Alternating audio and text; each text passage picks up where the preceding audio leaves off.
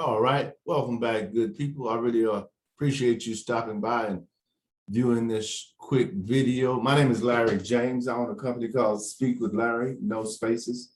And what I'm doing on these videos, or this series of videos, I'm creating information about the Black experience, the Black culture, the Black relationships, the Black on and on, right? Because there are a lot of things that I didn't realize or I didn't know growing up as an African American that I'm being exposed to. There are different sites that have a plethora of information that I'm going to be sharing. For instance, this information specifically comes from a site called blackdemographics.com. So any information you have a question about or you're not sure about, just go there and do your research. All the things that I'm sharing is right there. So don't be tripping saying that, this is not true or this is unreliable. It's not me. It's Black Demographics, and I trust it. And I'm going to share the information. So I'm going to begin by saying that this particular video I'm titling, or is titled Regional Distribution of the Black Population, which means where Black people live, right? So in 1910, 89% of all African Americans still lived in the South, and 80% of them in rural areas. In the years that followed, the cotton world prices plummeted. Large farming areas became infested with boll weevils, and severe floods consumed the Mississippi Valley. World War I brought a major labor shortage to the industrial North's urban areas. And the first great migration brought some 1.5 million African Americans north and west between 1916 and 1930. By 1960, 40% of all Blacks lived outside the South, while 75% of all Blacks lived in cities. The second great Black migration occurred between 1940 and 1970. This brought 5 million Black Southerners north and west. By 1970, 47% of the nation's African Americans lived outside the South, and more than 80% were in urban areas. Now I'm going to transition to 1990 and the present. So more than half, 50% of the African American population lives in the South.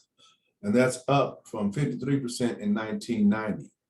And although the Black population has increased in all US regions since 1990, the South has had the most growth. The share of the Black population in the Northeast and Midwest has decreased from 19% in 1990 to 17% in 2019 for both regions. Now, the way the Black regional distribution is distributed, I'm going to cover that really quickly.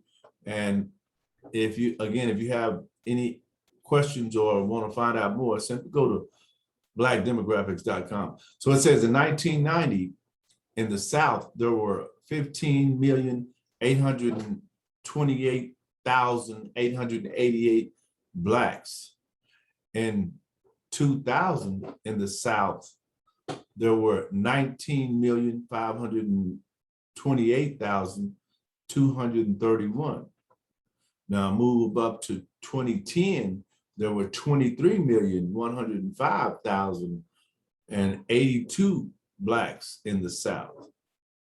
And all the way up to 2019, there's 26,126,614.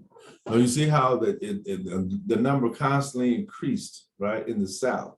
Now I'm going to go to the Midwest. In the Midwest in 1990, there was 5,715,940 African Americans in the Midwest. In 2000, there were 6,000,000 838,669. In 2010, there were 7,594,486. And in 2019, that number was 8,143,949. So you see how that constantly escalates? It's because people reproduce, right? And they have children and things like that. I'm gonna go with the Northeast. In 1990, there were 5,613,222 in the Northeast, Black people. Now in 2000, that number increased to 6,556,909. In 2010, that number increased to 7,187,488. And in 2019, 7,746,381. And finally, in the West, in 1990, there were 2,828,010. Now, in 2000, that number grew to 3,495,625. And in 2010, that number is 4,133,687.